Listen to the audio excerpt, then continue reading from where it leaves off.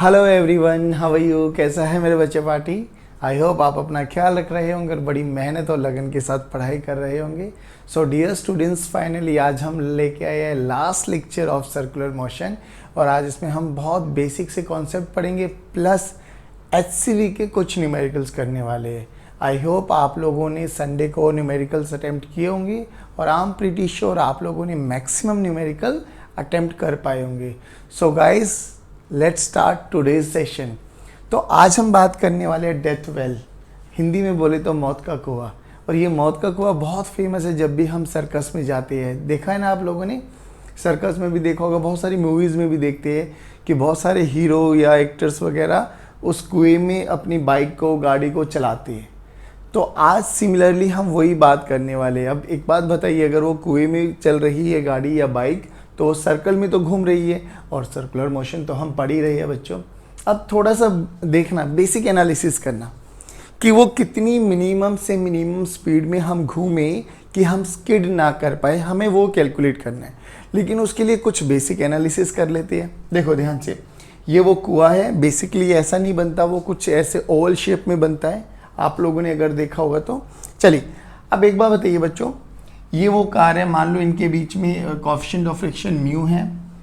तो अगर ये सिलेंड्रिकल शेप है तो घूमेगा तो ये ऐसे ही ना, पक्का। तो ये उसका रेडियस हो गया। Done, this is radius. Forces को एनालाइज करते हैं।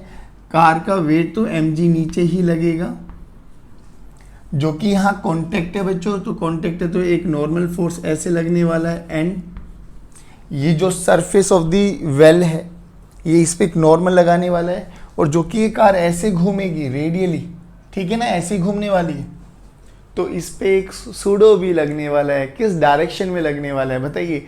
Radially outward. Radially outward. How much? mv²/r। ठीक है, चलिए नॉर्मल को तो ये mv²/r बैलेंस करने वाला है, लेकिन इस mg को कौन बैलेंस करने वाला है? सोचो सोचो, अगर इस mg को अपवर्ड डायरेक्शन में कोई बैलेंस ही नहीं कर पाया तो ये तो नीचे आ जाने वाली है। तो बैलेंस कौन करेगा? वेरी गुड, फ्रिक्शनल फोर्स यहाँ पर रोल में आ जाने वाला है। अब बच्चों बात करते हैं कि यहाँ पर ये फ्रिक्शनल फोर्स कौन सा होगा, स्टैटिक या काइनेटिक? सर स्किड नहीं करने देना, तो स्टैटिक होने वाला है। तो यहाँ पे जो फ्रिक्शनल फोर्स होगा वो स्टैटिक होगा। और स्टैटिक की सबसे अच्छी बात क्या है सर? ये बहुत एडजस्टिंग इन नेचर होता है ना। सिचुएशन के अकॉर्डिंग अपनी वैल्यूज़ को इम्प्लीमेंट कर लेता है। और वैल्यूज़ कहाँ से होनी चाहिए बच्चों? एफ स्टैटिक की जो वैल्यू होनी चाहिए वो 0 से लेके एफ मैक्सिमम या यू कैन से एफ लिमिटिंग के बीच में होना चाहिए। और एफ मैक्सिमम का फॉर्मूला कितना होता है बच्चों? म्यू इंटू एन, है ना बच्चों। चलिए, तो ये अभी तक हमें इतना बेसिक पता है फ्रिक्शन के बारे में। चलिए अब इनको बारे में देखिए। यहां से n को बैलेंस कौन करेगा? mv²/r। n को बैलेंस कौन करेगा बच्चों? mv²/r। और हमें जो फ्रिक्शन चाहिए mg को बैलेंस कौन करने वाला है? f फ्रिक्शनल फोर्स, यानी रिक्वायर्ड फ्रिक्शन कितना है बच्चों हमारे पास? m into g. This is required friction, ठीक है ना। अब कंडीशन क्या होती है नो स्लिपिंग की, कि जो रिक्वायर्ड फ्रिक्शन है वो मैक्सिमम फ्रिक्शन से कम होना चाहिए, यानी Fr should be less than equals to Fmax। अब प्लीज पे अटेंशन, Fmax को अगर हम देखें, Fr क्या है बच्चों? mg less than equals to Fmax mu into N. और यहां से n की वैल्यू किसके बराबर है बच्चों? mv²/r, यानी mg should be less than equals to mu mv²/r। m will cancel out, तो यहाँ से v की वैल्यू क्या है बच्चों? v² greater than equal to, यहाँ से देखना क्या है बच्चों?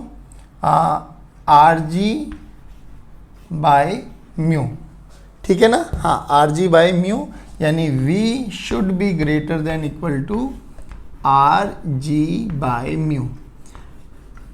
ये v मिनिमम है बच्चों, कि कम से कम इतनी वेलोसिटी से, तो इतनी स्पीड से तो वो मूव करना चाहिए अगर उसको स्किडिंग अवॉइड करनी है। मैक्सिमम कितनी भी हो जाए।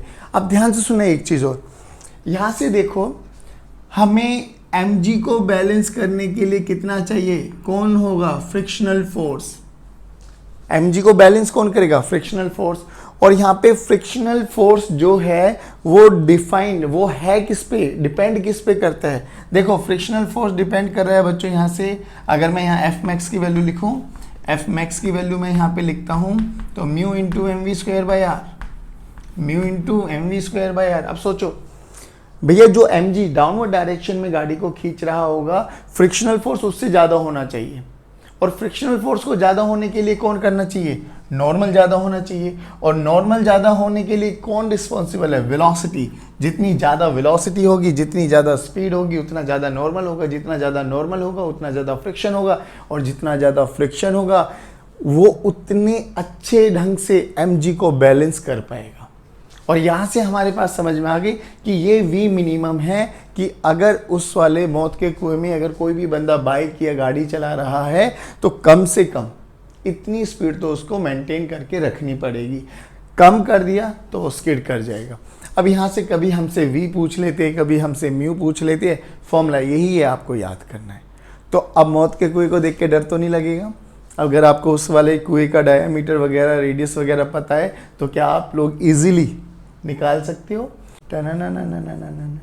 तो बेसिकली एक अरेंजमेंट बनाने की कोशिश की है जिससे हम बुलेट की स्पीड मेजर करते हैं। अब आपने कभी नोटिस तो किया होगा ना बच्चों, बुलेट ट्रैवल बहुत हाई स्पीड से करती है, साउथ जैसी मूवीज़ की तरह नहीं कि एक बार छोड़ दी, हीरो अपने सारे काम कर लेता है तब जाके उसको हिट करते हो बुलेट, है ना। तो बेसिकली इसमें क्या किया गया है, देखो एक अरेंजमेंट दिखाता हूँ आपको कि एक रॉड होती है आपके पास जो कि ये पेन है, और यहाँ पर दो कार्डबोर्ड लगे हुए होते हैं आपके पास, ठीक है ना, कार्डबोर्ड। और इन दो कार्डबोर्ड्स के बीच का जो भी डिस्टेंस है वो हमें पता होता है, ये वाला डिस्टेंस। आई होप आप देख पा रहे होंगे, ठीक है। और इस वाली रॉड को हम एक ओमेगा से मूव कराते हैं, और कितनी स्पीड से हम इसको मूव करा रहे हैं यानी आरपीएम वो भी हमें पता है, यानी omega is also known to us. Omega known है हमें डी पता है, ठीक है ना। अब देखिए कार्डबोर्ड लेने का क्या यूज है बच्चों? कार्डबोर्ड लेने का इसलिए यूज है कि जब वो बुलेट इसको क्रॉस करके जाएगी तो उसके पार करने से वेलोसिटी में कोई ज़्यादा वेरिएशन नहीं होने वाला। हाँ, इसको हम स्टील का या कैसे भी मोटा वो मटेरियल का यूज़ कर लेते तो वहाँ पर कुछ ना कुछ एनर्जी का लॉस होता ज़रूर। दैट्स वाई हम ये कार्डबोर्ड का यूज़ किए। अब ध्यान से देखना, प्लीज़ पे अटेंशन। जैसे ये घूमेगा तो आप देख रहे हो ये दोनों ही घूमेंगी, है ना, दोनों ही कार्डबोर्ड मूव करने वाले। अब सोचना किसी भी इंस्टेंट पे at t equals to zero, at t equals to zero पर इस बुलेट ने इस कार्डबोर्ड को पेनिट्रेट किया, ठीक है। मान लो पेनिट्रेट किया तो वो वाला कार्डबोर्ड, ये कार्डबोर्ड यहाँ पे था, लेकिन यहाँ से यहाँ जाएगा, ये घूमना तो बंद नहीं करेगा ना, घूमना तो बंद नहीं करेगा ना। आप सोचो क्या ये बिल्कुल जो इस कार्डबोर्ड को जब ये बुलेट पेनिट्रेट करेगी और इसको जब पेनिट्रेट करेगी, क्या ये दोनों होल्स आमने सामने होंगे? क्या नहीं होंगे, क्योंकि जब इसको पेनिट्रेट करेगी और जब यहाँ तक आएगी तब ये घूम चुकी होगी। तो इस वाला जो होल है और इस वाला जो होल है दोनों अलग अलग पॉइंट पर आ जाने वाले। बात समझ में आ रही है ना? बस यही बेसिक कॉन्सेप्ट था। तो होगा क्या, t इक्वल्स टू जीरो पे जब इसको पेनिट्रेट किया और ये ओमेगा से लगातार घूम रहा है तो at t equals to t पर वो इसको पेनिट्रेट करते हुए चली जाएगी। मान लो इसकी वेलोसिटी v नॉट है और हम क्या मान के चल रहे हैं कि इन दोनों कार्डबोर्ड्स को क्रॉस करने में उसकी वेलोसिटी का लॉस नहीं हुआ होगा, यानी एनर्जी का लॉस नहीं होने वाला। अब थोड़ा ध्यान से सुनना, तो अब आपको यहाँ से समझ में आ गया कि एक वाला पॉइंट यहाँ पर आने वाला है, दूसरा पॉइंट यहाँ पर आने वाला है, ठीक है ना। सामने से देखो तो एक पॉइंट, अब सामने से बनाता हूँ, फ्रंट व्यू बनाता हूँ। तो ये कार्डबोर्ड मैंने बनाए, मान लो एक का पॉइंट ये रहा, एक का पॉइंट अगर यहाँ पर है तो दूसरे का पॉइंट यहाँ पर कहीं पर आना चाहिए, या इसका पॉइंट यहाँ पर है तो दूसरे का पॉइंट यहाँ पर आना चाहिए, है ना, दोनों चेंज हो जाएंगे। तो ये एक पॉइंट एक ही बोर्ड पे बना दिया वैसे मैंने, बट ये अलग अलग बोर्ड के पॉइंट से। बात समझ में आ रहे हो? एक इसके पीछे है, एक का पॉइंट ये रहा, मान लो ये वाला पॉइंट, और एक का पॉइंट ये रहा, फिर दोनों को मैंने ऐसे कर दिया, एक पॉइंट ये रहा, एक पॉइंट ये रहा। बात समझ में आ गई? तो यहाँ से ये एंगल मुझे पता लग गया, यही हमारा थीटा कहलाया गया, एंगुलर डिस्प्लेसमेंट। और थीटा की वैल्यू कितनी होती है बच्चों? Omega into T. टी कौन सा टाइम? यहाँ से यहाँ तक जाने का टाइम। ये क्या है? ओमेगा। ओमेगा हमें पता है क्योंकि आरपीएम तो हम लोगों ने ही प्रोवाइड किया, मे बी एनी। चलिए एक चीज़ और बताइए, अब यहाँ से यहाँ तक के टाइम को मैं क्या लिख सकता हूँ? सर लीनियर वेलोसिटी या डिस्टेंस है तो टाइम का फॉर्मूला मेरे पास यहाँ से एक और आ जाएगा, क्या बच्चों जल्दी बोलो? डिस्टेंस बाय स्पीड यानी डी बाय वी नोट। पक्का? तो देखिए इक्वेशन नंबर 1 इक्वेशन नंबर 2 दोनों में एक चीज़ कॉमन है जिसको हम लोगों ने टाइम बोल दिया। चलो तो थीटा बाय ओमेगा यहाँ से, और this is equal to D by V naught यहाँ से, this is equal to time. लो जी बच्चों बोलो। देखो ओमेगा हमें पता है, थीटा हम इजीली मेजर कर सकते हैं, तो ओमेगा हमें पता है, थीटा हमें पता है, डी हमें पता है, वी नोट ही तो कैलकुलेट करना है। तो ये एक सिंपल सा अरेंजमेंट होता है जिससे हम speed of bullet find out कर लेते हैं। आई होप ये समझ में आया होगा। चलिए अब हम बात करने वाले फर्स्ट क्वेश्चन ऑफ एचसीवी, लेकिन इससे पहले एक और बता देता हूँ बच्चों, एक छोटा सा टॉपिक है जिसको हम बोलते हैं बेंडिंग ऑफ साइक्लिस्ट, और एक है vertical circular motion. Bending of cyclist आपको समझाऊंगा रोटेशन में यानी वर्क पावर एनर्जी के बाद, और वर्टिकल मोशन आपको बताऊंगा वर्क पावर एनर्जी में। हालांकि वो गिवन इसी चैप्टर में है तो आप टेंशन मत लेना, क्योंकि बेंडिंग ऑफ साइक्लिस्ट में थोड़ा टॉर्क आ जाएगा और वर्टिकल सर्कुलर मोशन में एनर्जी का कॉन्सेप्ट आ जाने वाला है। तो पहले उनको पढ़ाएंगे फिर आप अपने आप भी कर सकते हो, ठीक है। चलिए तो आज हम बात करने वाले एचसीवी का solution chapter 7 question number 1। Question number 1 क्या कह रहा है? बहुत बेसिक्स है कि you have to find the acceleration of moon with respect to अर्थ।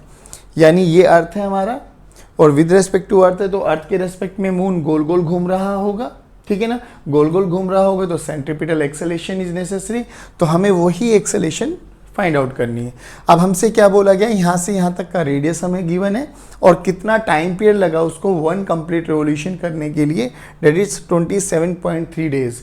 लेकिन बच्चों हमें जो स्टैंडर्ड यूनिट्स होती है वो मीटर पर सेकेंड ऐसी होती है ना, मीटर सेकेंड्स में होती है, किलोग्राम में होती है, तो हमें इनको ना कन्वर्ट कर लेना। देखिए किलोमीटर में कितने मीटर होते हैं ये हम सभी को पता है, तो रेडियस का फॉर्मूला हमारे पास कितना आ जाएगा बच्चों? 3.85 इंटू 10 की पावर 5 किलोमीटर थे।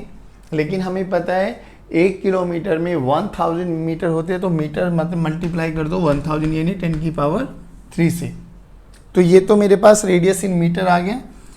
लेकिन ये जो टाइम है ना ये डेज में गिवन है। अब एक बार बताओ, हमें डेज को कन्वर्ट करना है सेकंड्स में। अब थोड़ा उल्टा चेक कीजिए, एक डे में कितने आवर्स होते हैं? 24 आवर्स। और एक आवर में कितने मिनट होते हैं? 60 मिनट। और एक मिनट में कितने सेकंड होते हैं? 60 सेकंड। तो अगर मुझसे कोई पूछे कि एक दिन में कितने सेकंड्स होते हैं, तो हम क्या करेंगे? एक दिन में 24 आवर्स होते हैं, फिर 24 आवर्स में 60 मिनट होते हैं यानी 24 इंटू 60, और एक मिनट में 60 सेकंड होते हैं यानी इंटू 60 मल्टीप्लाई करेंगे, एक दिन में इतने सेकंड्स होते हैं। तो 27.3 डेज में कितना होगा? बड़ा बेसिक सा फंडा है सर। तो टाइम को देखिए हम कैसे लिखेंगे बच्चों? 27.3 डेज और 24 आवर्स, क्योंकि एक दिन में 24 घंटे होते हैं और एक घंटे में 60 मिनट होती है, उतनी ही सेकंड्स होती है। इसको मल्टीप्लाई कर लेंगे तो ये टाइम हमारा सेकंड्स में आ जाएगा। बस ये चीज़ें बतानी थी। अब हमें एक्सेलेरेशन कैलकुलेट करना है बच्चों, तो एक्सेलेरेशन का फॉर्मूला क्या है? v² bye r। v² bye r। अब देखो v कैसे निकालेंगे? v की वैल्यू कैसे निकाले? v को हम क्या लिख सकते हैं? r omega. v की वैल्यू क्या लिख सकते हैं बेटा? r ओमेगा, यानी r² omega square divided by r। r will cancel out, r omega square. अब हमें r गिवन है, क्या हमें ओमेगा गिवन है? नहीं सर, टाइम गिवन है, लेते तो ओमेगा को मैं क्या लिख सकता हूँ? 2 पाई बाय टी। देखो ध्यान से, ओमेगा की वैल्यू पता लग गई? हाँ जी सर, क्योंकि 2 पाई कांस्टेंट है, टी हमें गिवन है। तो एक्सेलेरेशन का फॉर्मूला क्या हो जाएगा बच्चों? r ओमेगा स्क्वायर यानी r into 2 pi by T का होल स्क्वायर। सारे पैरामीटर्स आपको गिवन है, कैलकुलेशन करेंगे, आपका जो भी आंसर आएगा वो मीटर पर सेकंड स्क्वायर में आ जाएगा। आई होप ये कॉन्सेप्ट समझ में आया होगा। बेसिकली यहाँ पे क्या बताना था कि टाइम अगर डेज में गिवन हो तो उसको कैसे कन्वर्ट किया जाता है, बस। अब आप देखेंगे तो सिमिलरली उसी फैशन में आपको सेकंड क्वेश्चन भी दिखाई दे रहा होगा। वहाँ पे टाइम 24 आवर्स कर दिया है, ठीक है ना, यानी एक दिन का टाइम गिवन है तो उसको 60 से मल्टीप्लाई करो, 60 से मल्टीप्लाई करो, सेकंड्स में आ जाएगा। रेडियस गिवन है, फिर वही पूछा है कि आपके पास एक्सेलेरेशन कितनी होगी। आई होप सेकंड क्वेश्चन भी आप कर लेंगे पक्का। चलिए अब हम बात करते हैं थर्ड क्वेश्चन की। चलिए बच्चों, तो बात करेंगे अब question number third. Question number third एक बार पढ़ लीजिए और पढ़ के आपको कुछ याद आया? अरे सर, ये तो हम लोगों ने डीसी पांडे की 10.1 एक्सरसाइज में भी किया था, एग्जैक्टली सेम क्वेश्चन, बट एक बार रिपीट कर देते हैं। क्या बोला गया कि कोई भी एक पार्टिकल सर्कुलर मोशन कर रहा है जिसका रेडियस 1 सेंटीमीटर है, वेलोसिटी 2t है, यानी वेलोसिटी चेंज हो रही है, यानी टेंजेंशियल एक्सेलेरेशन आएगी ज़रूर। तो वही पूछा गया कि 1 सेकंड के बाद रेडियल कितना होगा, टेंजेंशियल कितना होगा और ए नेट कितना होने वाला है। तो हमें ये तो पता है ना बच्चों कि टेंजेंशियल एक्सेलेरेशन को हम dv/dt लिखते हैं, पक्का, और रेडियल एक्सेलेरेशन को हम v²/r लिखते हैं, और ए नेट को हम √AR का स्क्वायर प्लस AT का स्क्वायर लिखते हैं। देखो, अगर ये सब चीज़ें आपको पता है तो इसको मुझे सोल्व करने की ज़रूरत है तो नहीं। चलो कर देते जल्दी जल्दी, 10 सेकंड लगेंगे हमें। AT dv/dt, v कितना बच्चों 2t, 2t का डिफ्रेंशिएशन 2। अरे सर, ये तो 2 सेंटीमीटर पर सेकंड स्क्वायर यानी कांस्टेंट आ गया। 1 सेकंड के बाद करो, 2 सेकंड के बाद करो, ये तो सेम रहने वाला है। AR v²/r, अब v की वैल्यू कितनी है बच्चों 2t, यानी 2t का स्क्वायर डिवाइडेड बाय r कितना है 1 सेंटीमीटर। 2t का स्क्वायर अगर हम बात करें तो 4t², t की वैल्यू को 1 पुट करेंगे तो 4 मीटर पर सेकंड, 4 सेंटीमीटर पर सेकंड स्क्वायर, ठीक है। 1 सेकंड के बाद 4 आ गया। तो ए नेट कितना हुआ बच्चों? ए नेट हुआ सर हमारे पास √4 का स्क्वायर प्लस 2 का स्क्वायर, यानी √20 सेंटीमीटर पर सेकंड स्क्वायर। लीजिए बच्चों, दिस इज योर आंसर, ठीक है। चलिए अब हम बात करते हैं क्वेश्चन नंबर 4 की। चलिए बच्चों, तो बात करते हैं क्वेश्चन नंबर 4। क्वेश्चन नंबर 4 एक बार पढ़ लीजिए, बड़ा बेसिक सा क्वेश्चन है। बोला गया कि कोई स्कूटर वाला है जो एक टर्न करना चाहता है जिसका रेडियस 30 मीटर है, गिवन है, और वो जो टर्न करना चाहता है वो स्पीड जो है हमारे पास v की वैल्यू गिवन है 36 किलोमीटर पर आवर। तो पूछा गया कितना हॉरिजॉन्टल फोर्स रिक्वायर्ड है इस टर्न को इतनी स्पीड पर पॉसिबल करने के लिए। तो ये तो पक्की बात है बच्चों, जब ये टर्न कर रहा होगा तो इसके पास एक सूडो फोर्स लगने वाला है जो स्किड करने की कोशिश करेगा mv²/r आउटवर्ड डायरेक्शन में, और उतना ही फ्रिक्शनल फोर्स, अगर ये लिमिट के विद इन है तो उतना ही फ्रिक्शनल फोर्स इसको प्रोवाइड करने वाला है कि नहीं भाई जाने नहीं दूंगा तुझे, टर्न तो पूरा कराऊंगा, सेफली पहुंचाने वाली। तो क्या होगा बच्चों? सेंट्रीपिटल फोर्स के लिए फ्रिक्शनल फोर्स, और अगर हम एक्सेलरेटेड फ्रेम में बात कर रहे हैं तो सूडो लगने वाला है mv²/r, और हॉरिजॉन्टल फोर्स लगने वाला है फ्रिक्शन। हमसे वही पूछा गया कितना फ्रिक्शन फोर्स लगने वाला है, तो इस पे हमें mg और n की ज़रूरत नहीं है। वैसे अगर आप करना चाहें तो कर लीजिए। तो f की वैल्यू कितनी हो जाएगी बच्चों? mv²/r, ये हॉरिजॉन्टल फोर्स है जो हमसे पूछा गया है। अब कितना हुआ ये, चलो निकाल लेते। m हमें गिवन है, v हमें गिवन है, r हमें गिवन है, लेकिन v हमें किलोमीटर पर आवर में गिवन है। तो v की वैल्यू को 36 × 5/18 से मल्टीप्लाई कर देंगे बच्चों, तो it's comes out to be 10 metre per second, ठीक है ना। अब रख दीजिए f की वैल्यू, फोर्स कितना हो गया बच्चों? मास 150 किलोग्राम इंटू वी का स्क्वायर, बोले तो 100 divided by 30 metre. 0 0 will cancel out, 5 0 will cancel out, तो it comes out to be 500 newton. इतना हमें फोर्स चाहिए हॉरिजॉन्टल डायरेक्शन में, जो कि स्किड ना करे, वो सेफली कर्व कर जाए। आई होप ये समझ में आया होगा। चलिए बात करते हैं क्वेश्चन नंबर 5। चलिए बच्चों, तो क्वेश्चन नंबर 5 में देख लीजिए एक बारी क्या बोल रहा है। बड़ा बेसिक सा है। बोला है कि जो फोर्थ क्वेश्चन में हॉरिजॉन्टल फोर्स, वहाँ पे फ्रिक्शनल फोर्स मिल रहा था, फ्रिक्शनल फोर्स ने प्रोवाइड किया था। कह रही कि अगर इस क्वेश्चन में फ्रिक्शनल की बजाय नॉर्मल रिएक्शन प्रोवाइड करे तो कितना एंगल ऑफ बैंकिंग होना चाहिए। बड़ा बेसिक सा क्वेश्चन है, तो हमें समझ में आ गया बच्चों कि नॉर्मल भी plays a very important role in provided necessary centripetal force. तो यहाँ से क्या हुआ बच्चों कि ये पूछा है कि एंगल ऑफ बैंकिंग कितना होना चाहिए। चलिए जल्दी जल्दी कर लेते हैं। तो ये mg लगेगा बच्चों नीचे, नॉर्मल लगेगा बच्चों, और यहाँ पर लगेगा बच्चों हमारे पास mv²/r। ठीक है ना। चलिए अब अगर हम बात करें इस नॉर्मल के दो कंपोनेंट करें, एक ये एक्सिस और एक ये एक्सिस, तो ये थीटा तो ये भी थीटा, तो n का ये कौन सा कंपोनेंट है बच्चों, n cos थीटा, और ये कंपोनेंट कौन सा बच्चों, n sin थीटा। यानी इस केस में n sin थीटा नॉर्मल का साइन कंपोनेंट वाला, साइन थीटा वाला कंपोनेंट हमें नेसेसरी सेंट्रीपिटल फोर्स प्रोवाइड करने वाला है। अब अगेन वही बच्चों रेडियल डायरेक्शन में सूडो वाला कॉन्सेप्ट लगाते हुए एफ नेट 0 कर दो, तो n sin theta must be equal to mv²/r। ठीक है बच्चों, और n cos थीटा यहाँ से कितना आ गया, n cos theta this is equal to m into G. दोनों को अगर मैं डिवाइड कर देता हूँ तो tangent theta mm will cancel out v²/rg। हमें थीटा निकालना बच्चों, तो टेंजेंट इनवर्स v²/rg। चलिए देखिए v की वैल्यू कितनी है बच्चों, टेंजेंट इनवर्स v की वैल्यू आई थी 10, 10 का स्क्वायर करेंगे तो 100, r की वैल्यू कितनी बच्चों 30, और g की वैल्यू 10, तो it's comes out to be theta this is equal to tangent inverse 1/3। लो जी, ये हमारे पास एंगल ऑफ बैंकिंग आ गया। In that case if normal का component will provide necessary centripetal force. बात समझ में आ गया। चलिए जल्दी देख लीजिए एक बारी। अब हम बात करेंगे क्वेश्चन नंबर 6। चलिए बच्चों, तो क्वेश्चन नंबर 6 एक बारी पढ़ लीजिए। बड़ा बेसिक सा क्वेश्चन है, वही एंगल ऑफ बैंकिंग पूछा गया है।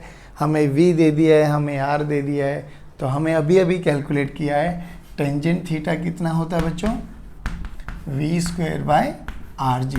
चलिए तो थीटा की वैल्यू कितनी हो जाएगी बच्चों, टेंजेंट इनवर्स v²/rg।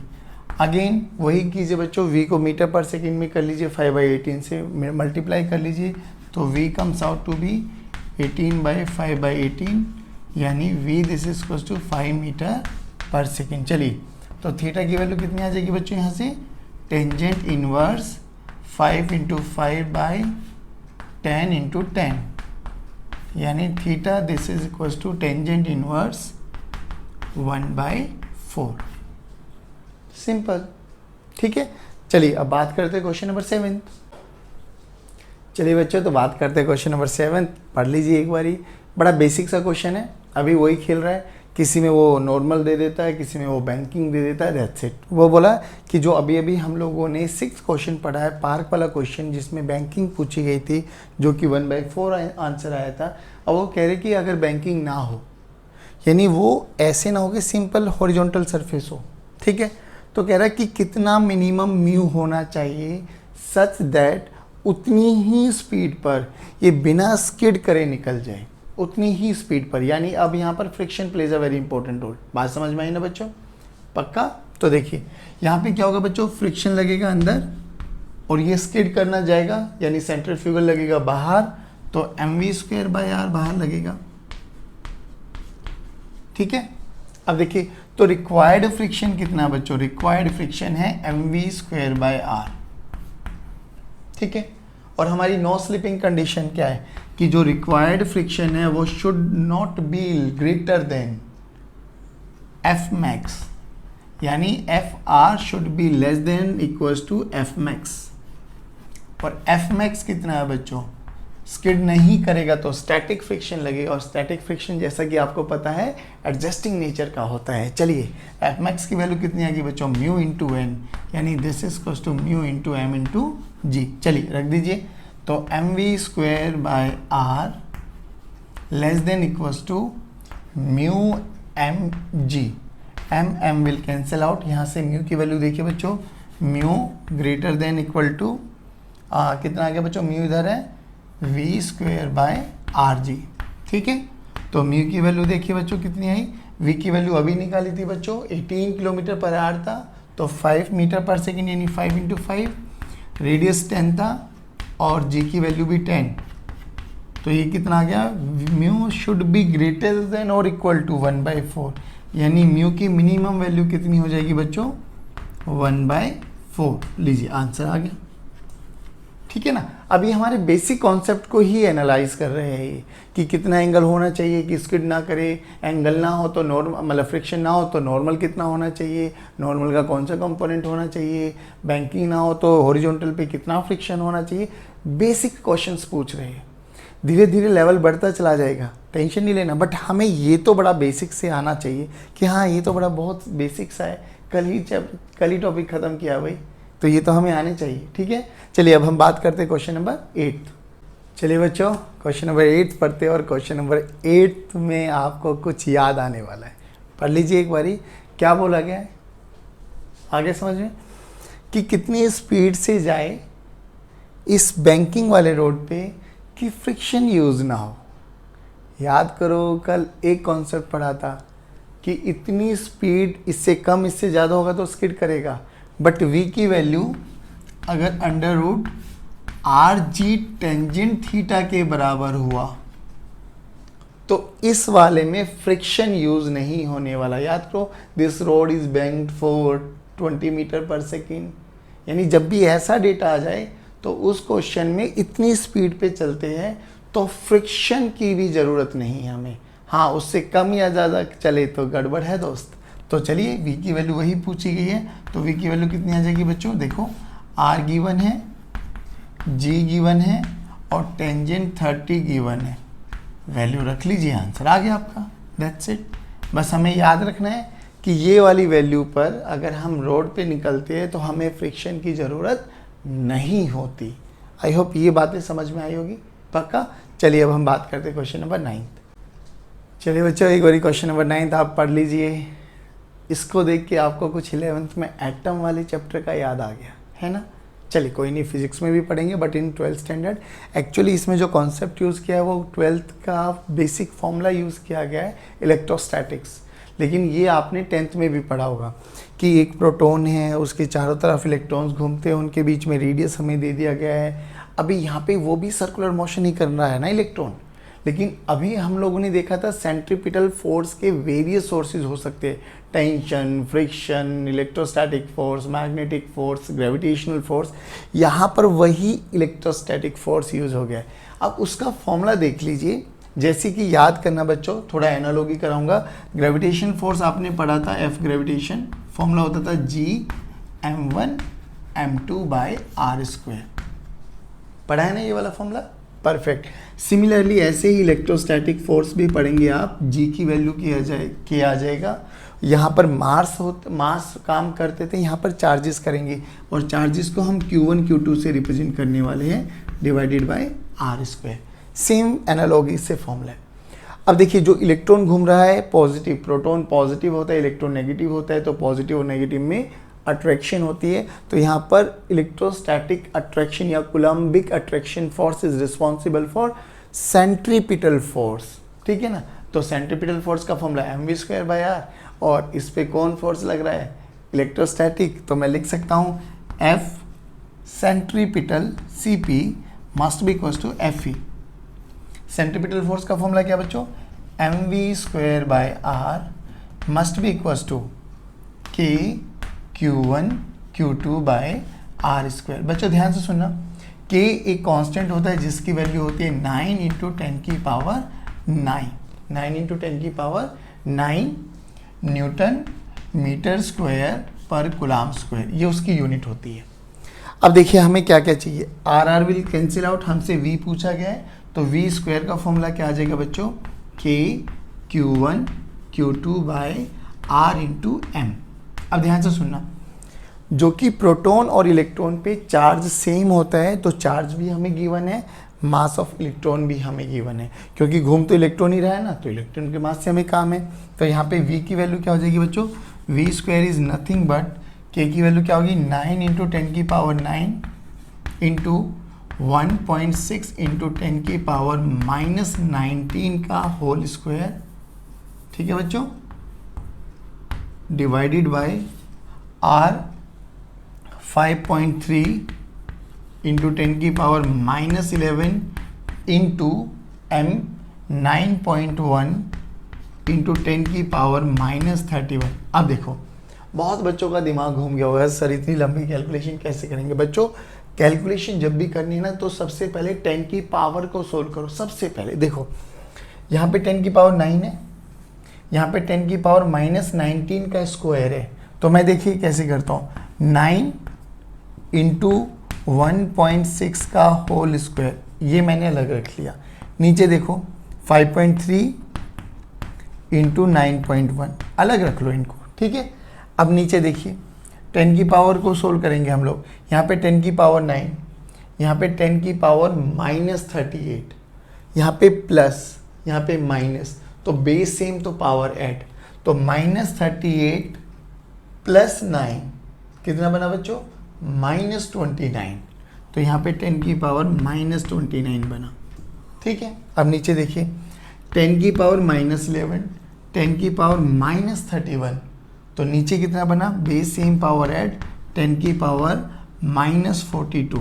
अब देखो ऊपर भी माइनस में नीचे भी माइनस में, तो पावर विल कैंसिल आउट, तो 10 की पावर 42 10 की पावर -29 को कैंसिल आउट करेगा -13 पे।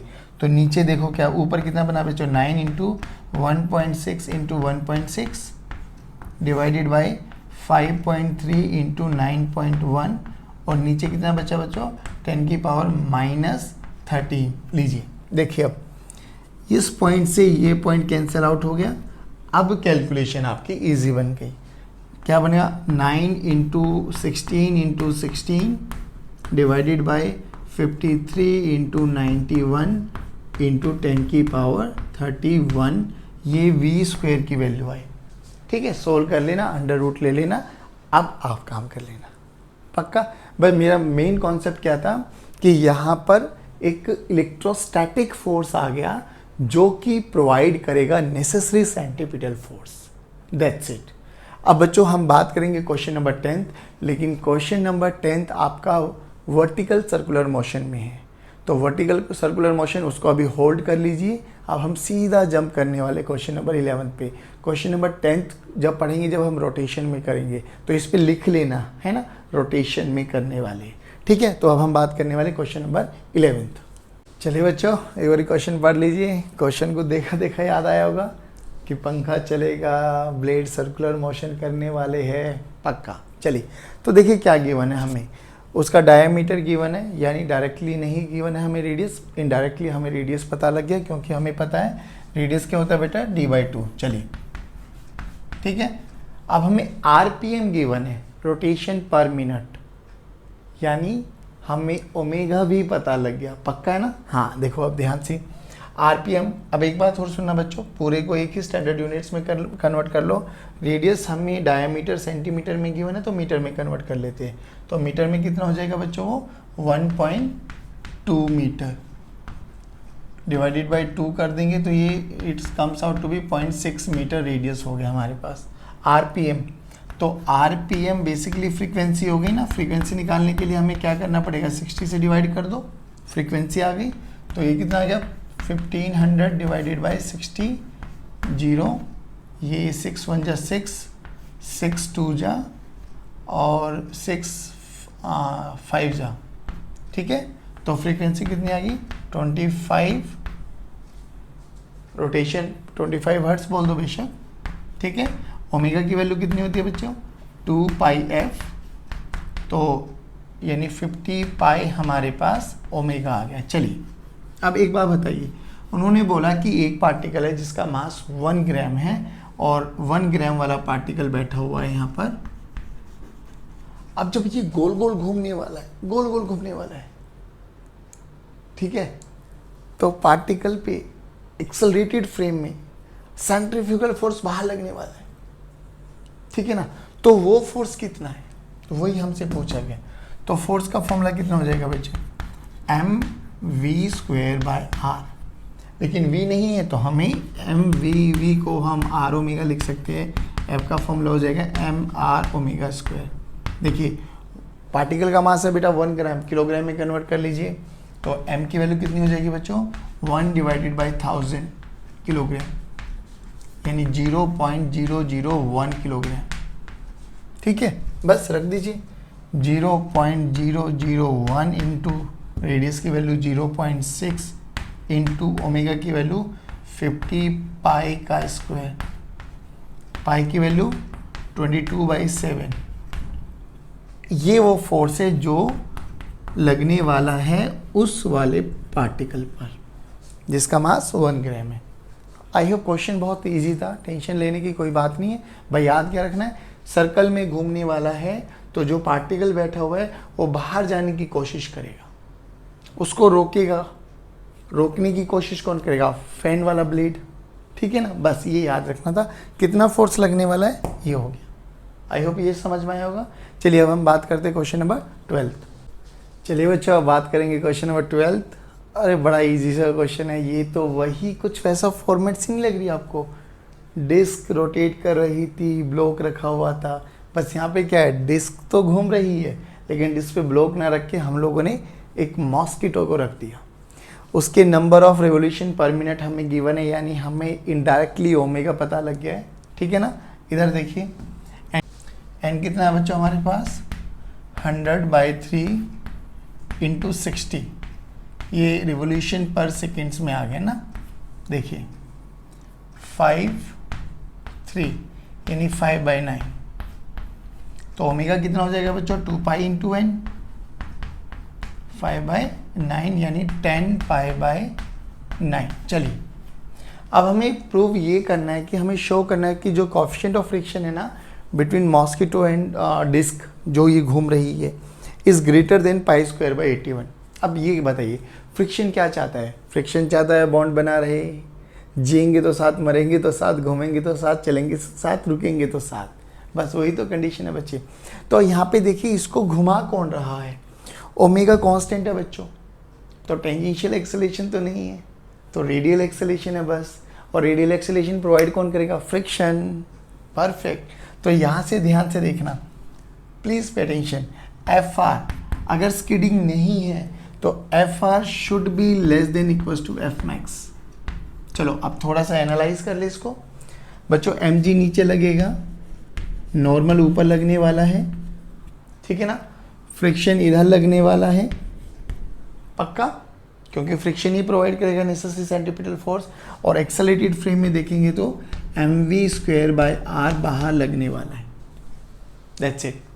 तो F रिक्वायर्ड कितना आ गया बच्चों, F रिक्वायर्ड आ गया हमारे पास mv²/r। ठीक है, या you can say Fr this is equals to mr omega square. F max कितना है बच्चों, F मैक्स है हमारे पास म्यू इंटू एन। एन की वैल्यू कितनी है बच्चों, m इंटू जी। चलिए this is F max. Skid नहीं करना, कोएफिशिएंट ऑफ फ्रिक्शन ग्रेटर है, स्किड नहीं करना, तो क्या होगी कंडीशन बेटा, F R should be less than equals to F max. F are कितना बच्चों, m r omega square should be less than equals to mu m g. M m will cancel out बच्चों, तो mu की value देख लीजिए, mu should be greater than और equal to r omega square by g, r omega square by g. देखिए अब r की value 10 centimetre है, आर की वैल्यू 10 सेंटीमीटर है, तो 10 सेंटीमीटर है तो मीटर से डिवाइड करेंगे 100 इंटू ओमेगा की वैल्यू देख लीजिए, ओमेगा की वैल्यू कितनी आई थी बच्चों, 10 का स्क्वायर इंटू पाई का स्क्वायर बाय 81 इंटू 10 स्क्वायर ने 10 स्क्वायर को मारा, 10 ने 10 को मारा, तो mu should be greater than equals to π²/81। जो पूछा था वो प्रूव हो गया। इसलिए कहता हूँ जिस बच्चे ने लेक्चर बहुत अच्छे से समझा है ना, HC वर्मा का तो कोई भी क्वेश्चन नहीं रुकने वाला। बाकी आपके मेंटल एबिलिटी पे वो काम होता है बच्चों, कितना आप लोगों ने उसको अटेन करने की कोशिश की है। और फिर एक होता है लेक्चर समझ लेना, एक होता है लेक्चर समझो एंड देन अप्लाई न्यूमेरिकल्स। उन कॉन्सेप्ट को रिवाइज करो थोरोली, बार बार। एक बार पढ़ लिया, 2 दिन के बाद फिर रिवाइज करो, 3 दिन के बाद फिर रिवाइज करो, तब फिजिक्स के साथ अटैचमेंट बनी रहने वाली है। अगर आपने सोचा कि टीचर ने बहुत अच्छा पढ़ाया, हमें जीवन भर याद रह जाएगा, तो भूल जाओ। आपके साथ में आपके सीनियर, आपके जूनियर बैठे हुए होंगे, आपके सीनियर के सीनियर भी बैठे हुए होंगे। उनसे पूछना कि भाई बहन what is the pattern to learn physics. एक ही आंसर आएगा, practice practice practice, that's it. चलिए अब हम बात करने वाले क्वेश्चन नंबर 13। चलिए बच्चों अब बात करेंगे क्वेश्चन नंबर 13। क्वेश्चन नंबर 13 एक बार पढ़ लीजिए। क्या बोला गया है? एक कार है, कार की छत से एक पेंडुलम को हम लोगों ने हैंग कर दिया, ठीक है। जैसे ही सर्कुलर टर्न आया ना, तो जो ये पेंडुलम इनिशियली इस पोजीशन पे था वर्टिकल, तो सर्कुलर आया तो उस पर एक सेंट्रीफ्यूगल फोर्स लगा होगा, बाहर लेके जाने की कोशिश कर रहा होगा। तो हमें वही पूछा गया और बोला गया कि ड्यूरिंग दी टर्न वो जो एंगल है वो चेंज नहीं हो रहा, हमें वो थीटा कैलकुलेट करना है। तो देखिए जैसे ही टर्न आया होगा सिचुएशन क्या बन गई होगी। अब इस पे इनिशियली तो ये था टेंशन और mg, ठीक है, नॉर्मल चल रहा था, टेंशन ऊपर mg नीचे। लेकिन जैसे ही लगा टेंशन mg और इस पर एक mv²/r सेंट्रीफ्यूगल फोर्स लगा होगा बाहर की डायरेक्शन में, ठीक है ना। हमसे ये थीटा पूछा गया। चलिए बच्चों अब दोबारा से काम कर लेते हैं, वही t टेंशन के 2 कंपोनेंट कर देते हैं, ये थीटा, तो this is t cos theta and this is t sin theta. तो यहाँ पे t sin theta centripetal force provide करने वाला है। अब रेडियल लाइन पे बात करें तो रेडियल लाइन पे क्या हो गया बच्चों, t sin theta must be equal to mv²/r, और नॉर्मल लाइन पे देखना बच्चा t cos theta must be equal to mg, T divide कर देते हैं दोनों को, mm विल कैंसिल आउट, तो tangent theta this is equal to v²/rg। v की वैल्यू बच्चों यहाँ 36 किलोमीटर पर आ रहा है, तो हमें 5/18 से मल्टीप्लाई करना है, तो 36 × 5/18 तो 10 मीटर पर सेकंड आ गया। चलिए v की वैल्यू रखिए बच्चों 10 का स्क्वायर यानी 10 × 10 100 डिवाइडेड बाई रेडियस इंटू जी 10। तो टेंजेंट थीटा कितना है बच्चों 1, तो थीटा की वैल्यू कितनी आएगी 45 डिग्री। यानी अगर वो थीटा चेंज नहीं होगा तो वो पूरे टर्न में 45 डिग्री अपनी वर्टिकल, इनिशियली क्या था वो हैंग था सीधा, टर्न आया उसने बाहर मारा झटका, तो वो अपने इससे 45 डिग्री घूम गया। That's it. आई होप ये क्वेश्चन समझ में आया होगा। चलिए अब बात करते हैं क्वेश्चन नंबर 14। चलिए स्टूडेंट्स, तो क्वेश्चन नंबर 14 कुछ ज़्यादा नया कॉन्सेप्ट नहीं है, हालांकि पहले डिस्कस कर चुके हैं, बट एक बार फिर रिपीट कर देता हूँ। क्या बोला गया, कॉन्सेप्ट समझने की कोशिश करना बच्चों, कि इनिशियली मान लेते हैं कि आपके पास स्ट्रिंग है, वही बॉब लगाया गया है जिसका मास m है, तो mg नीचे लगेगा बच्चों और टेंशन ऊपर लगने वाला है, ठीक है ना। इनिशियल कंडीशन तो हम बोल सकते हैं टेंशन mg के बराबर है, ये हमारा इनिशियल होता है। लेकिन उन्होंने बोला गया कि इसके लोअर पॉइंट पे, यानी इसको जब वो अपनी इनिशियल मीन पोजीशन पे था, इसको एक v वेलोसिटी दी। अब v वेलोसिटी दी तो होगा क्या बच्चों, ये इस वाले को सेंटर मान के, इसको रेडियस मान के एक सर्कुलर पाथ करने वाला है। अब सर्कुलर पाथ करने वाला है तो सर सेंट्रीपिटल फोर्स आ गया। नाउ सेंट्रीपिटल फोर्स क्या करेगा, देखना, अगर हम एक्सेलरेटेड फ्रेम पे बैठ जाए, इसी वाले बॉब पे नन्हा सा पार्टिकल बन के बैठ जाती है, तो क्या होगा रे मेरे बच्चों, सर इस पे नेट फोर्स 0 होना चाहिए। बात समझ में आई, यानी इस पे एक फोर्स और लगेगा डाउनवर्ड डायरेक्शन में, कौन, mv²/r। भैया ये सर्कल बनेगा ना बच्चों, तो सेंट्रीपिटल सेंट्रीफ्यूगल रेडियली आउटवर्ड लगने वाला है। इस केस में कोई मोशन नहीं था, there is no circular motion, तो tension must be equal to mg। जैसे ही सर्कुलर मोशन किया तो सेंट्रीफ्यूगल आ गया रोल में, यस हम जिंदा है। तो उसने क्या बोला, mv²/r, कह रहे फाइन टेंशन, तो टेंशन निकाल लेते हैं ना बच्चों, t this is equal to radial force में एफ नेट 0 होना चाहिए, mg प्लस mv²/r। तो कई बार ये ना ऐसे बेसिक क्वेश्चन भी पूछा जाता है कि ऐसे क्वेश्चन था कि उसकी वेलोसिटी को बढ़ा दिया, मतलब इसको कुछ वेलोसिटी दे दी गई है तो टेंशन बढ़ेगी घटेगी सेम रहेगी, तो ऐसे भी क्वेश्चंस पूछा जा सकता है। ठीक है, चलिए guys, thank you very much for attending the today's session. I hope काफ़ी बच्चों ने ये क्वेश्चंस पहले कर रखे होंगे, नहीं किए तो बच्चों आज एक बारी खुद अटेम्प्ट करना और तभी आप लोगों में कॉन्फिडेंस लेवल बढ़ने वाला है। Thank you very much, keep motivating us, keep watching videos, God bless you. जय हिंद, जय भारत। पढ़ते रहिए और मुस्कुराते रहिए। रात के बज रहे हैं 2। जय हिंद।